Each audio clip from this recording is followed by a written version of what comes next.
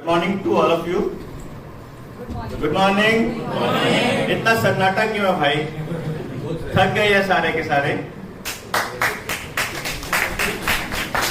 ये जो लड़ाई शुरू करी है ना, ये कोई पेंडेमिक 5G और इस तरह की चीजों से लड़ने के लिए नहीं शुरू करी थी।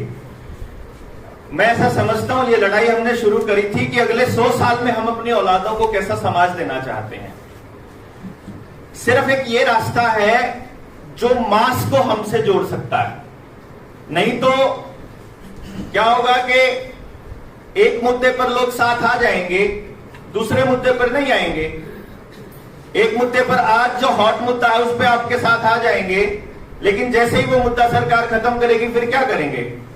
जैसे मैं बताया था, मैंने कल भी आपको बताया, परसों भी, कि हमने कहा कि हम आपके रिस्ट्रिक्शंस नहीं मानते, और पूरे के पूरे समाज में जैसे ही विरोध शुरू हुआ, हमारी सरकार ने, हरियाणा की सरकार ने कह दिया ठीक है हम कोई रिस्ट्रिक्शन ही नहीं रखते, अब तुम चुप बैठो।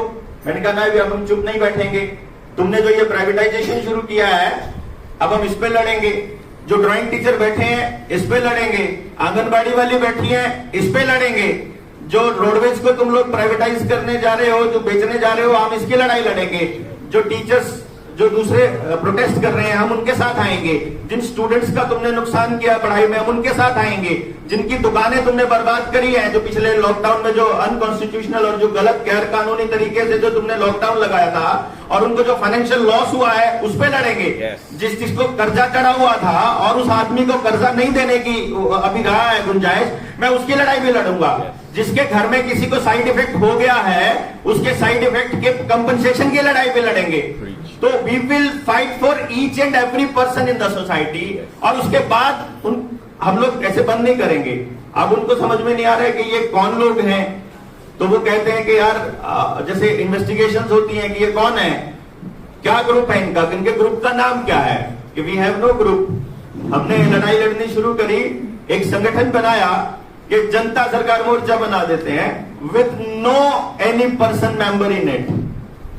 हम मतलब हमने एक मोर्चा बनाया कि तुम्हारे साथ दिक्कत हो रही है तुम आ जाओ, हम जो बाकी के लोग हैं तुम्हारी लड़ाई लड़ेंगे। एम को क्या करना है और हम क्या कर सकते हैं उसके अंदर, यही पॉइंट है कि नेक्स्ट पॉइंट पे हमें क्या करना है और हमारा क्या रोल होगा नेशनल लेवल पे। इस पॉइंट पे सबसे पहले आपको हमको अपनी स्पेशलाइजेशन देखनी है।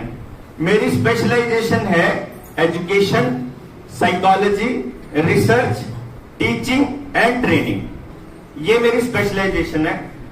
आप इस मुद्दे पर या किसी भी मुद्दे पर हमको कौन कौन टाइप पे लोग चाहिए, जैसे आईटी पे काम करने वाले लोग चाहिए, हमें बोलने वाले लोग भी चाहिए।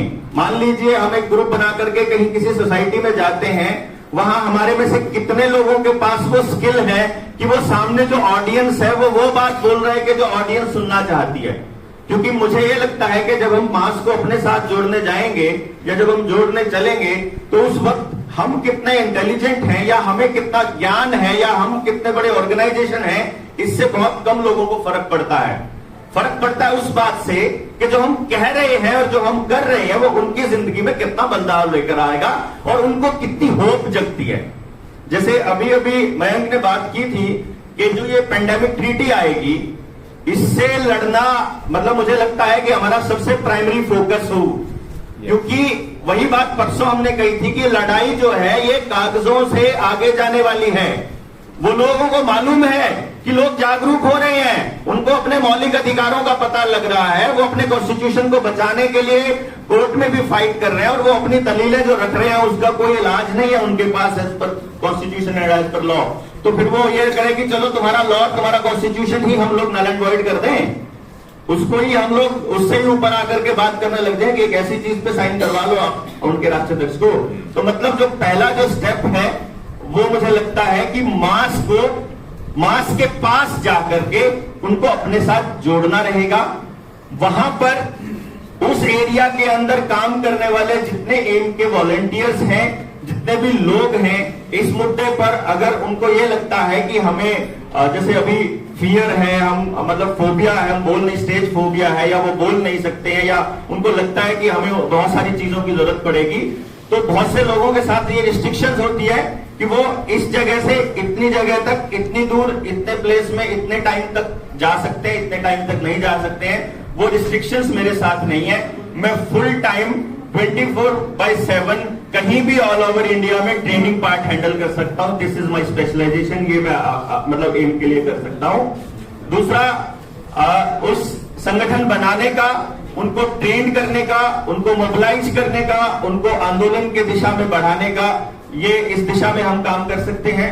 फिर एक मॉडल, जो सस्टेनेबल मॉडल जिसकी बात हम कर रहे हैं कि एजुकेशन, हेल्थ, खेती, घर, रसोई, सोसाइटी के सारे अंगों को कैसे, किस तरह से को एग्जिस्टेंस में एक साथ ला करके एक लूप में हमने लोगों को देना है कि वो अपने समाज को वैसा बना सके जैसा हम सबने मिलकर के सपना देखा है। इस पे भी हमारा स्पेशलाइजेशन है। और जहां भी आप कहते हैं, जहां जरूरत पड़ेगी, जहां ड्यूटी लगती है इनकी तरफ से, हम लोग फुल्ली डिवोटेड हैं।